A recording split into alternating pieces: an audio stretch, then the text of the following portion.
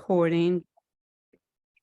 Good afternoon. I'm Nancy Allen. I serve as the Executive Director for the National Consortium for Health Science Education, and it's our pleasure to sponsor, along with our teacher organization, the Health Science Educators Association, these Wednesday webinars. We offer them twice a month. We try to work around holidays or school breaks, although we know there's lots of calendars that we're working with. But I did want to introduce the president-elect, and her name is Lissa Bartle. Lissa, are you with us? She might be on mute. There she is. Lissa teaches. There, but she's muted. Okay. Lissa teaches in Florida, and she's also taught in Texas and Colorado, so she's quite the world traveler. And then our secretary is Amanda Boland. And Amanda, did you want to just tell them a little bit about the newsletter and that type of thing? Yes. So hopefully you all received a newsletter yesterday. If you were a member of HSEA, if you did not, we would like for you to put your email address in the chat. And that way we can put it in our list of people so we can make sure you get it next time. If you aren't a member of HSEA and you would like to become a member, I'm going to put the website in there for that. And what this is a teacher organization it's just educators helping educators. And there's a lot of different resources and things like that we put out there so that we can help our friends. So we encourage you to join, and yeah, that's about it. Thanks, Amanda. And when you put that link in there for membership, would you also put the Facebook link? And you don't have to be a member of the Teacher Association if you're on Facebook, you want to be a part of the Facebook group for the teachers. It is amazing. There's almost 3,000 teachers from across the nation that are a part of this Facebook group. And we're so encouraged by the sharing and the help and the networking that goes on there. It's just a pleasure to watch how teachers are so willing to be helpful to other teachers. So with that, I won't take any more. Feel free to put any questions you have in the chat. We'll be monitoring that for Theresa. We're very fortunate to have Theresa with us. She's done a couple of webinars for us in the past. So if you heard her, then you know she's good at what she does. And she's a former classroom teacher. And now she has her own business.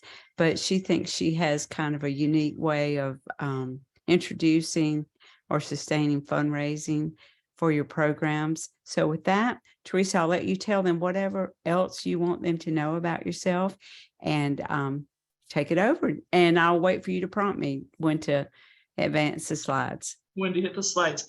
Thank you all for being here, and thanks, Nancy, for having me back again. So again, my name is Theresa Bloom. I was a 10-year classroom teacher and one of the first to get their master teacher in health sciences certification. I was in that first cohort. Highly recommend it if you have that opportunity. I'm a great fan of Nishi and all things HOSA. My family pretty much bled HOSA because that was the only way they saw me. But 3 of my 4 children competed. The 4th one was a chaperone and judge, and my husband was a chaperone and judge for many years. So very much about career and technical education. And I built our program from 39 students with no goals to 150 with a waiting list of that many. So was at it for quite a while, left there, became a school nurse, left there and went back and got a master's degree in organizational leadership and opened my own business. So now I do consulting and business development and nonprofit development with different groups, small and large, all over the country. And the reason I wrote this book, and I started this actually back when I was still teaching, was that we were tasked with, like most of you, we were small school, not a lot of students in a smaller community. And I would raise typically $45,000 in 2.5 months. with the students, and not a lot of buy-in from our administration. School district was helpful, our own administration, not so much. And I decided there just really had to be an easier way, and fundraising needs to look at not just dollars and cents, but how do you build something that is sustainable over the long term? For those of you, was it Mary who has, I think it was, oh, and I'm going to turn off my video and pop it back right back on. This is why Nancy is doing the forwarding of the slides. My computer decided it did not want to come back from break, or either that or it was reacting to the snow that we really didn't get a lot of. Anyway, so this is a program and a toolkit that I have that I put together that's about building a program that is sustainable. So whether you have a 3-year program or a 1-year program, if you have a 1-year program, you can't be talking about, planned giving and sustained donors and that sort of thing, because your parents and that move on. So how do you build a program that is sustainable, that you don't have to reinvent every year? Nancy, you want to go advance this? There we go. So I believe you should always start with the end in mind. These are some basic marketing principles, and then a little bit more. And so we start with, I say, why do you need to raise money? When you're talking about you're suddenly needing to raise money, is it for SLC or ILC? Okay, that's fine. Why do you need to raise money? What is the benefit to the students? You need to know what your benefits are, because when you're out fundraising, you're competing against thousands of others, and in your own community and within your school, there are so many clubs and organizations, and everyone's got their hand out. They want to know why. How is it going to benefit the students? What are they going to get out of it? And so that why is very important, not just because they get to go to, Disneyland or Dallas or Florida or whatever, because nobody wants to fund the students' vacation, for them to go on vacation. And we already know it is not, if you've been, it is not your vacation. Although people may say that, well, look, you get to go on vacation to Disneyland with 30 other people's children. No, that's not a vacation. So what is the benefit? What are you raising the money for? So within that, why are you raising money? Well, is it for the registration costs? Is it the hotel? Is it, is it bus rides? Is it meals? What are you raising money for? And every different group is going to have specific rules and regulations. The university was attached to the community college where I taught, and they would fund a lot of things, but they would not fund meals. So you need to be aware of all of that, but what are you raising the money for? So people want to know where their money is going anymore. Again, tight market, lots of people asking for donations. You're going to want to know your specific costs. And in this toolkit that I put together, there's actually a sheet that you can fill out and you can replicate it, because the toolkit is made, and I call toolkit is the book, is made to be used year after year after year. So what are your expenses? Let's list them all out. How much is registration? How much is hotel? How much is airfare, or the cost of a bus? And then beyond that, get down to the nitty gritty. If you're taking a shuttle bus, or even the airport, the hotel's free bus, how much are you tipping? How much are you tipping housekeeping? Because that all starts to add up when you have lots of rooms. Break it out by student, how much it's going to cost per student. Don't forget to include your costs. Unless you're fortunate enough to have a district that says, or a school that says, we're going to pay your costs to go, you need to take your costs and put them in there, unless you are incredibly wealthy and philanthropic and you want to donate the cost of your attending that conference for those many days. So make sure all of that is in there. Put it out on a spreadsheet, because that's going to help you then to figure out how much you still need to come in and which different groups you can approach for different costs. Okay. When do you need it? Oh, go back one, sorry. When do you need it and how much do you need? Know what your deadlines are and know that you need to get that much money by that time. And then know your regulations. What does your school district say? What does your individual school say about fundraising and what you can and cannot do? I think Texas has some of the stricter rules, Nancy, if I recall. There are some districts that have some pretty tight regulations about what kind of fundraising you can do and when. And so you want to know those before you start, so you don't end up damaging your chances to raise money. Okay, now let's go to the next one. Okay. Marketing 101. So why do you even need to think about marketing? This is HOSA. It is not FBLA or DECA. Because marketing and how you marketing is not just the fundraising piece. Marketing is the part of this that is everything that you do. How your students present themselves to the community, both in fundraising and in just their, if they're doing clinicals, how are they presenting themselves to the community? If they're speaking before a group to ask for money, how are they representing themselves to the community? All of that, who you are, what you do, what is the benefit to the community, that's all part of Marketing 101. Okay. So know your why. Not only should you know your why, the students need to know their why. Nothing worse than having somebody come to the door and ask you for money. And I always say, so tell me what you're raising money for. Band. Yeah, but what are you going to do with that? Band stuff. Where is it going to take you? To a band competition? I want to know the why. Why are you doing this? And your students should know why also. And so when it comes to fundraising, or when it comes to explaining your program, appearing before the booster club, the school board, a business, they should have a script. Everybody should be on the same page and know your why. What is your brand?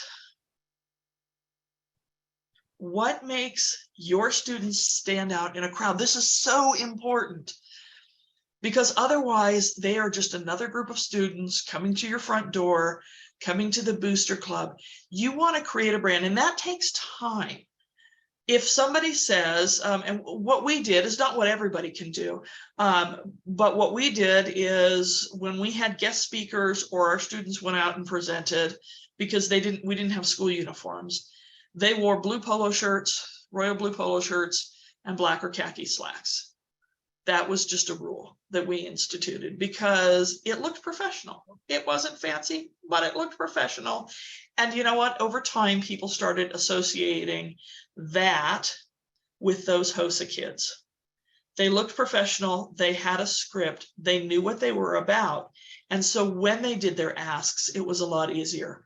We also, at the farmers markets downtown that we had all summer, we had a booth that was first aid and water. We made the water available for a donation. We rarely use the first aid booth, but those kids look good inside that booth. They had the little cot, the wheelchair, they had some blood pressure machines. Sometimes people would walk by and say, hey, can you take my blood pressure? Yeah, sure, great practice for the kids. But we also had lots of people coming by saying, I was in HOSA when. And that was a great source of income for them. But you want to figure out your brand and stand out in the crowd. And that's also going to help you decide how you're going to fundraise. So what sets your group apart from others? You don't want to be everybody selling candles, gift wrap, handbags. What am I forgetting? Those little cards, right? Because that association just doesn't stick in people's minds. Start thinking about how your students can set themselves apart. What can they do in terms of events or participation in events? Those sort of things that become their identifiers. Takes time to build trust. I remember, and it's been some years now, but there was a big article in the newspaper because some guy had watched some kids come from one of the high schools in the area, raising money for one of the sports teams. He was, really about supporting the schools. He gave them a cash donation. He looked out the window as they were leaving. They took the cash out of their wallet or out of the envelope and stuck it in their pockets. Ooh. And of course that made the paper, and that hurt everybody's efforts. So you need to build trust that what you do, you deliver. If you're doing a fundraiser, you make sure that it is so transparent about what portion of the money is going to the cause, what is going on, how is that going to affect everybody. But you build trust, you're true to your word. The nice thing is in healthcare providers, specifically nurses, have what they're like ranked number 2, 1 or 2 as far as trusted people in the nation. So that's a good thing. And teachers are too, Theresa. Huh? The teachers are up there Teachers too. are also, yes. I think it's nurses, doctors, and teachers. Yeah. So when And I you don't remember if teachers are 1 or 2, 1 or 3, and then yeah, nurses are in there. So I think that's that's amazing. You want to teach customer service. I'm a big advocate also of taking some time and running a customer service program. I'm hoping to launch one. I've used FISH before, FISH customer service training, spelled just like it sounds. It's an awesome one. But you want to teach students to how to approach somebody, how to send out a request for money. You want them to, by the way, bring it to you. Never release anything that you haven't spell checked. And if you're not good at spelling, please have somebody else spell check it. That is the fastest way for me as a business person to throw something in the garbage. If it's incorrectly spelled, if the grammar's bad, I don't care how dedicated these kids are, I'm not going to look at it. And by the way, I administer a nonprofit fund through our school district foundation that's given out over $20,000 already to extracurricular activities. So that does matter. Teach them how to say please and thank you, how to talk to older adults, which should be part of your curriculum anyway in healthcare, how to say thank you when the answer is no, and how to ask if there was a way they could have asked better for next time, or if they can approach them at a different time of year. So again, script and practice with kids. They're so used to this, right? Communicating through this. They have forgotten face-to-face interactions and how to have a conversation with an adult professional. And by the way, that's something that's going to carry over into everything else they do. Tools for that, the 21st century tool bucket, not a skills tool bucket, right? Okay, let's go on to the next one. It is not all about the money. What? It's about, first and foremost, before you start raising money, you need to raise awareness of who you are and what your program is about. Okay? Yes, you can do that while you're raising money, especially in your first year, but everything needs to be built to carry on from there. Create that positive impression, know your brand, know your why. This is going to make me crazy with this little video thing. And I apologize. I have no idea why I started doing this on all my platforms. But raise awareness of your group and what they do. Okay. And then keep the fun in fundraising. We never did, and I'm just going to take that off of video. We didn't have any kind of fundraising that we did that we didn't have incentives and prizes and fun games. We looked for ways to make fundraising fun, because if it's not, they're not going to go for it. If you have fun, if you get the students to buy in because they're having a great time and they see the value in it, then you're going to be able to get them to go out and raise more. And if they're happy and enthusiastic when they're out raising money, they're going to raise more money because their donors are going to buy into that as well. So what are some of the things you can do? If they hit their goal for a week on fundraising, we let them have turn it in for a quiz grade. They got a little slip of paper they could exchange for a quiz grade, not the final, but they could drop a quiz grade with that. When we were doing back when we were going to Anaheim and it was Disneyland, we did all sorts of fun games that tied into Southern California and Disneyland. Things with characters and theme parks and letting the kids dress up and just encouraging a really fun atmosphere. And by the way, out of 125 kids, we might have 40 that were going to state to compete and maybe only 25 going to ILC. They were a team. The entire class was a team. And so the entire class was part of HOSA, because that's where our lessons came from. And so they participated in the fundraising right along with the students who were going. We made that a team effort and got that buy-in, and that actually made things so much easier. Okay. Oh, I'm coming. Right. That's fine. Okay, so funding sources, how to find, develop, encourage, acknowledge, appreciate, and maintain your funding sources, and the how and why of giving. So last year in the pandemic, we know that across the board, funding was down 40%. It's still down, although in some areas it has started to come back up. There is a lot of money that wasn't spent during the pandemic that is being spent now. So you do have to know how and why to get in there. When you are looking at, let's just talk about fundraisers in general. I don't promote anything specific. And I'll be honest with you, unless it's an incredible deal, I don't promote selling candles, candy bars, you name it, products, because the return on investment is so low, and a lot of times you have to pre-purchase, and then you're stuck with unsold property. Right? So that really cuts into, and again, in the toolkit, I have a form that lets you evaluate the cost per unit, how much you're going to make, and what's the anticipated sales. Because here's the thing, I don't know about your schools, but in my community, if somebody comes up with a great fundraising idea, you can bet that by the next year, 8 or 9 people are doing the same thing, and usually at the same time. So you want to find funding sources. So get creative in what kind of fundraisers you do. We did, I'm going to see if I can't. Let's see if I come back in as a normal person. There we go. We'll see how long that lasts.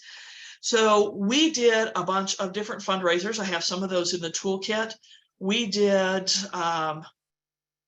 things that were related to healthcare. So the product that we did sell was first aid kits.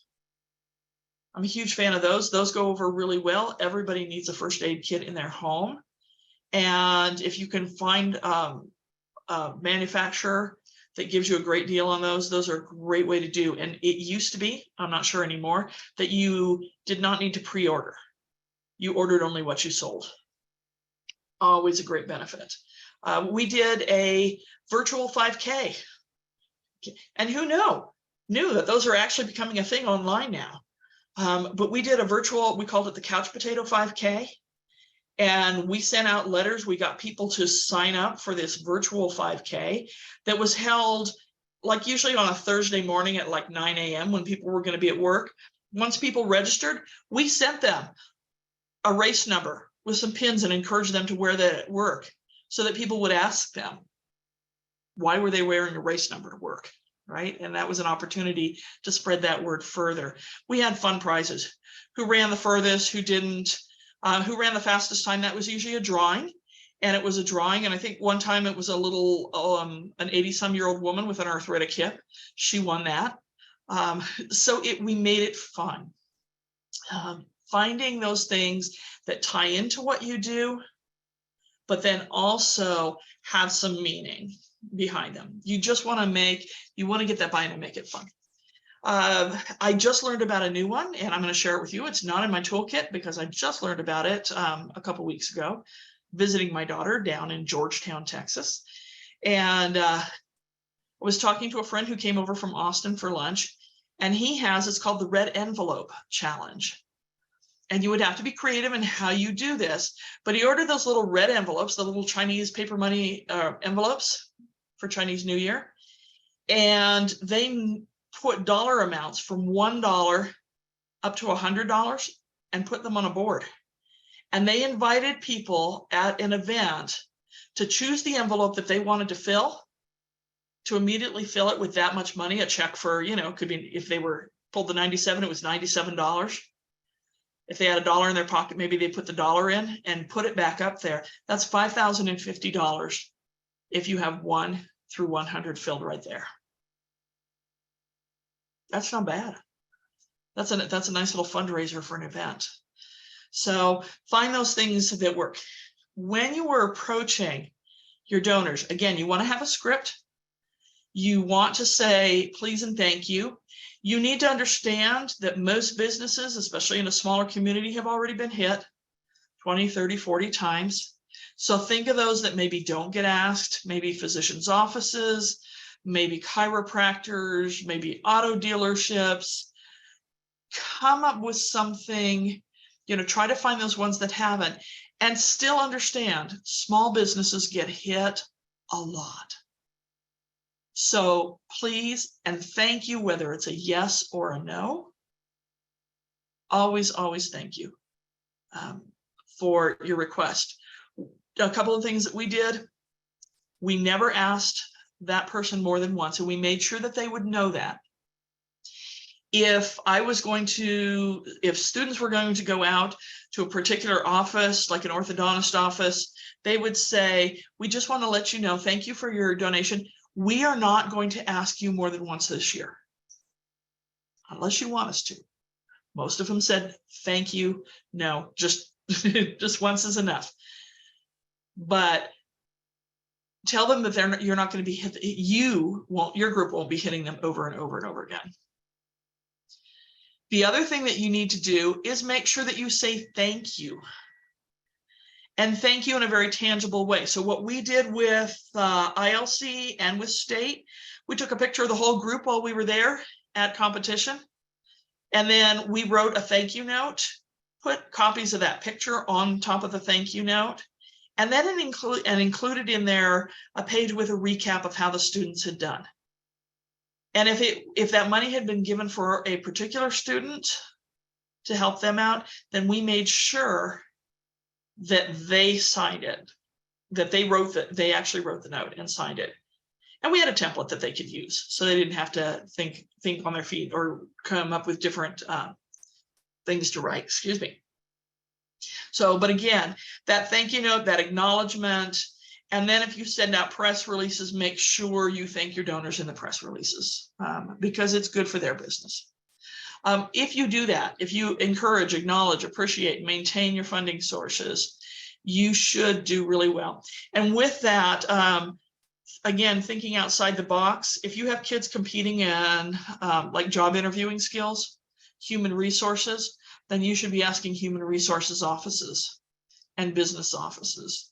If you have students competing in physical therapy, then be knocking on the doors of all those physical therapy offices and asking them to help you out. People want to give where they think it's going to benefit them. Okay.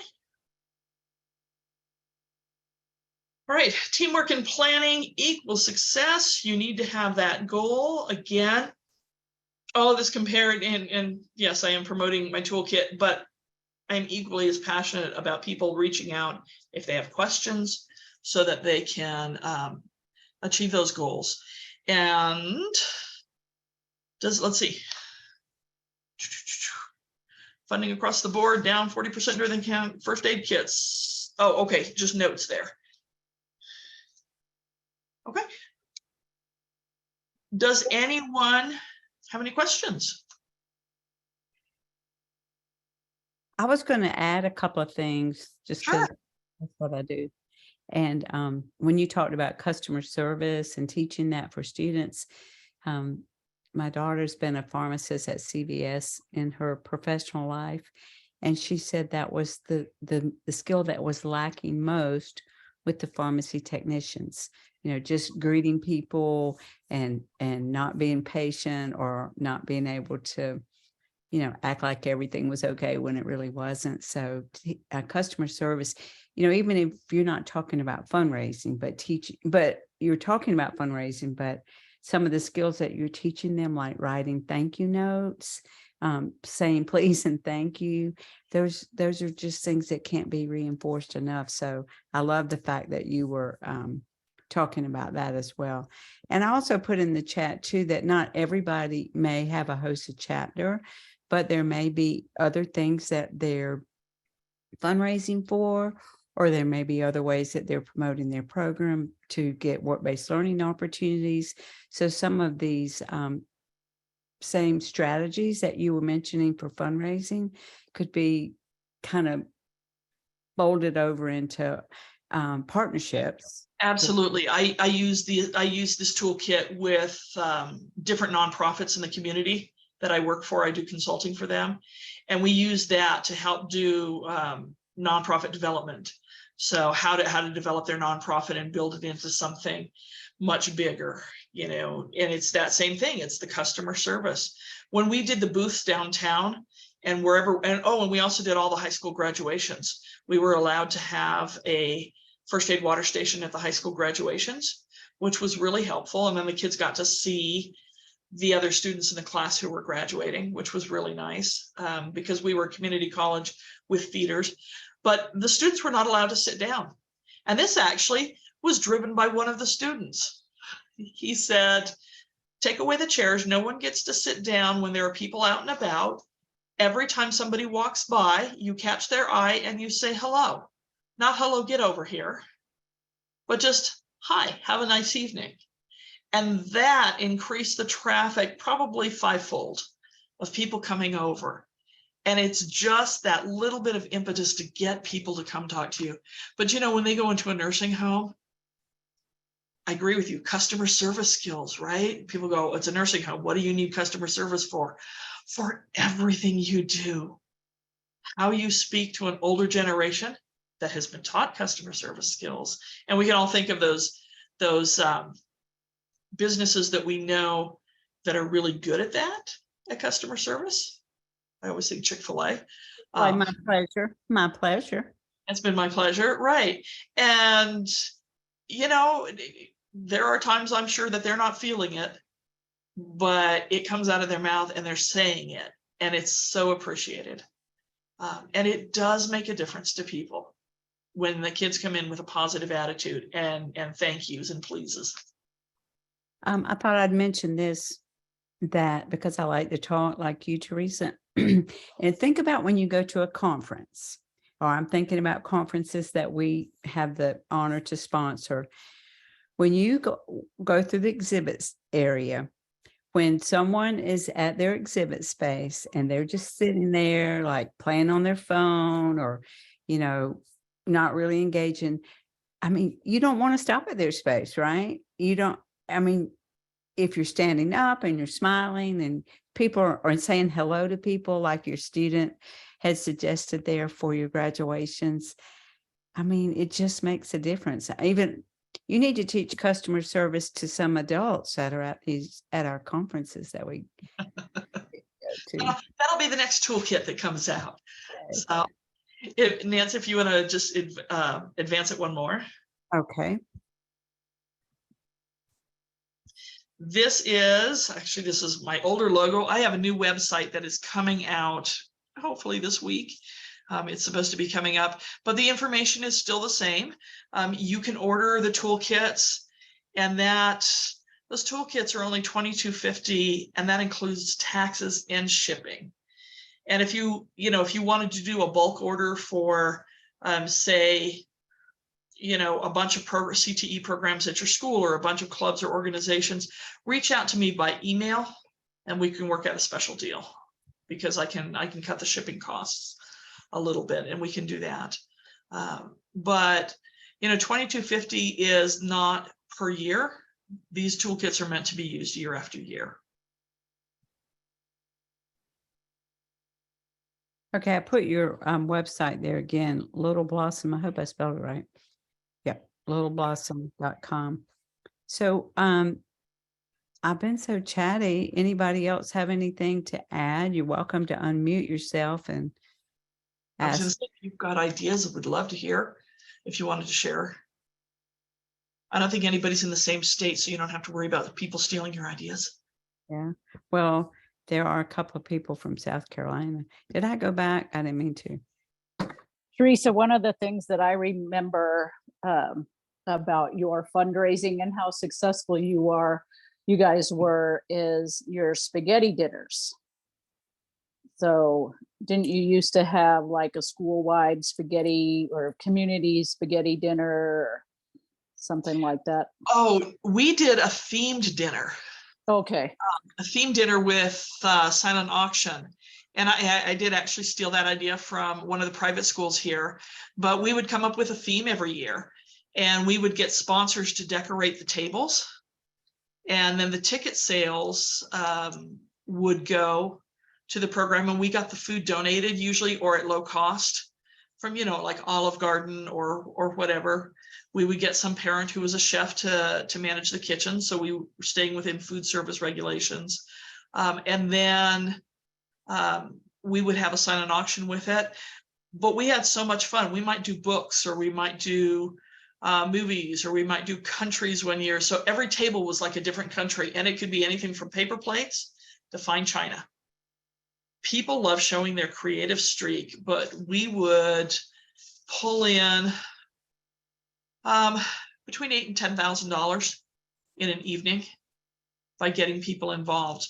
So the students did the prepping of the food, they did the waiting on tables, they ran the silent auction, and then they also provided the entertainment, which was a chance for them to show off other skills that they had as well. And so did you do that in your cafeteria, or what kind of space did you have for that? We used one, no, there was no cafeteria at the community college. We did use cafeteria at one of the high schools one time. We used a fellowship hall at a local church one time, and then we rented out a general hall. We were able to get a good price on it. It was a community hall one year. So, and again, but when you're planning that, you want to plan out what is it going to cost. And I just finished a big project with one of my clients, and the price for the venue that they were using doubled from last year. Ticket prices, when they were now using Ticketmaster, so we had to change to a donation format. You want to be aware of your costs, because what they thought they were going to make this year, they weren't able to, because of the differences in cost. So you want to evaluate that. And they were, you know, they were committed to staying in this one place. And I'm thinking, you guys got to look at other venues. You've got to look at other places that are going to be a lot less expensive for you to set up in. Does anyone else on with us have any fundraisers that you did that were especially successful, or maybe that you wish you hadn't done? Okay, she had a question. Be thinking about that if you want to share your successes or your challenges. Where can you find the toolkit? You can littleBlossomLLC.com. There's a little shop button up there.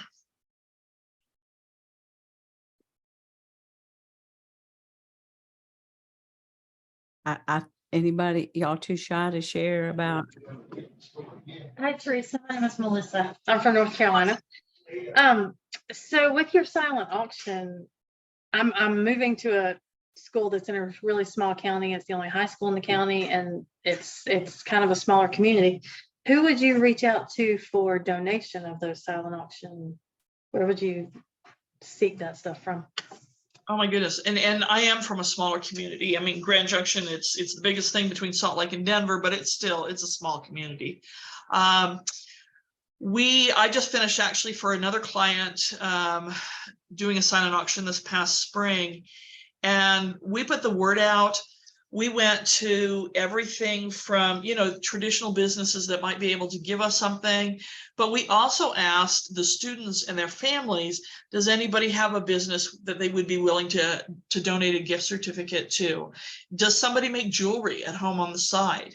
Would somebody be willing to do a cooking lesson who's a chef, or provide a meal for a family? Oh my gosh, we found so many, we looked for creative things. We went to the uniform shop in town and they donated a stethoscope. That was, man, people were hot bidding on that for the students. And, I think anything that you can that's like that. And then we also asked the students in their classes to maybe get together a group of people and come up with some donations. I don't know if the community you're going to has a Dollar Tree, but they're always great for maybe putting together a spring garden basket. Yeah, here in North Carolina, I feel like there's a Dollar General about every 5 miles.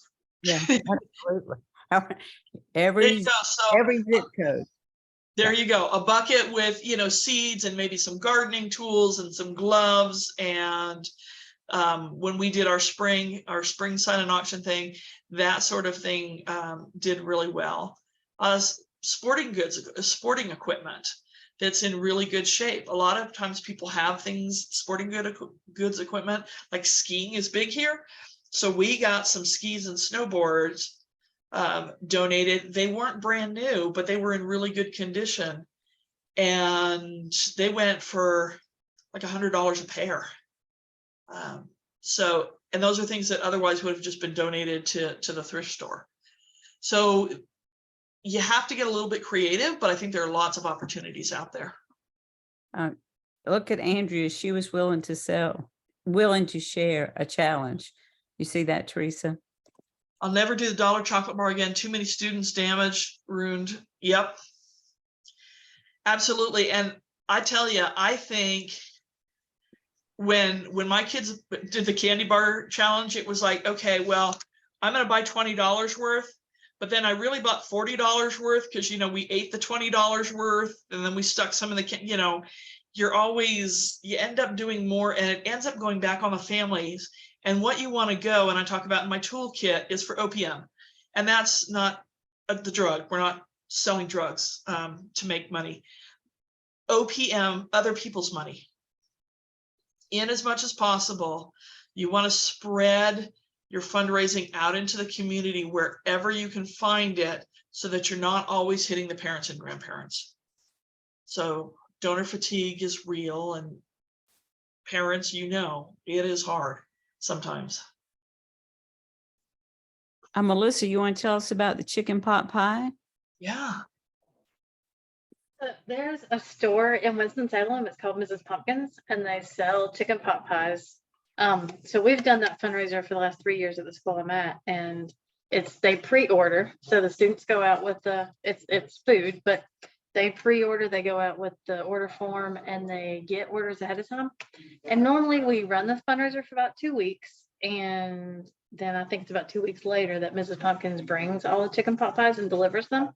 But they, on their full-size chicken pot pies, like a full-size pie for a family. And here in Winston-Salem, it's Moravian, which is not vegetables, or with vegetable chicken pot pies.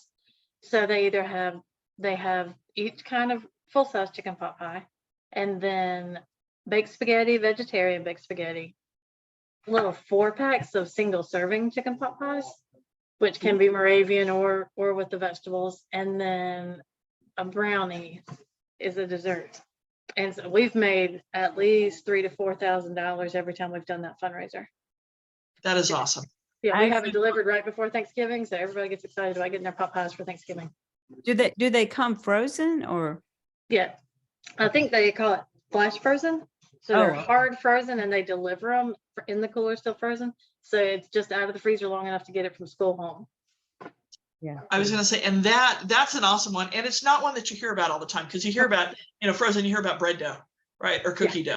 And again, that's hard because everybody's doing it. So if you can find one that does, one of the other things that's really big in our community right now is we have 4 or 5 restaurants that will host their charity of the month will be a specific organization. And it's either for Chick-fil-A will do it for like 2 nights. And everybody who eats there, if you take your receipt and drop it in the box, they'll take a certain percentage of that and just give it to the school or the program. So that's a great way to do it. That's pretty, it's passive. You don't have to do a lot for it. You have a couple of people show up and sit at a table and explain what you are. But other than that, you just encourage people to go down. Some of the pizza places will do that. We have a local pizzeria downtown, and they'll do it for a month. Oh, wow. Anybody who goes in that month and orders and puts their receipts in to the jar for that charity, they write a check for that charity. And it may not be, you may be talking like $600 or $700, but $700 should not have to do anything really except promote that restaurant. That's an easy.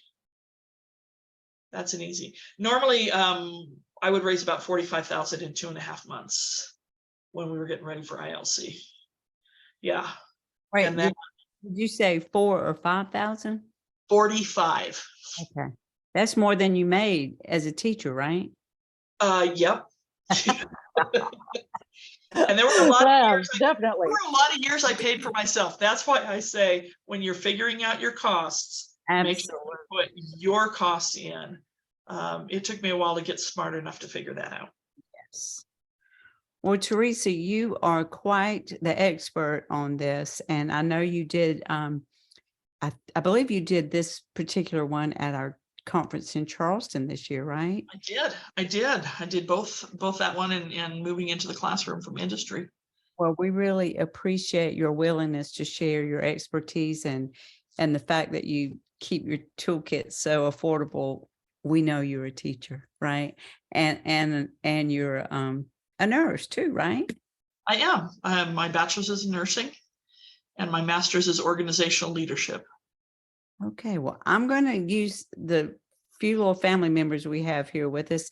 I'm going to put this poll up here and see if it works. Sure. Are y'all seeing the poll? No? Anybody see? Yeah. Oh, Yes, ma'am. okay, good. So I'm just taking a vote about if you had a best time of day. These are all Eastern time because the world should all be on Eastern time like me, but since you aren't, so I just put these times here. We actually have the pleasure to serve like 6 time zones because we have members all the way. We actually have a member of our teacher organization from Australia. So I'm not sure if we'll be able to accommodate them. But anyway, I want to give a shout out to Mary from New Jersey. She joined the teacher organization while we were on the call. And that's not what this is all about, for sure. This is, we just thought we'd mention it since this was the first webinar of the spring semester, and the teacher organization is very kind to help sponsor these. So with that, I did stop the recording, didn't I? I think I did. I'll stop it now. You'll receive a certificate of participation for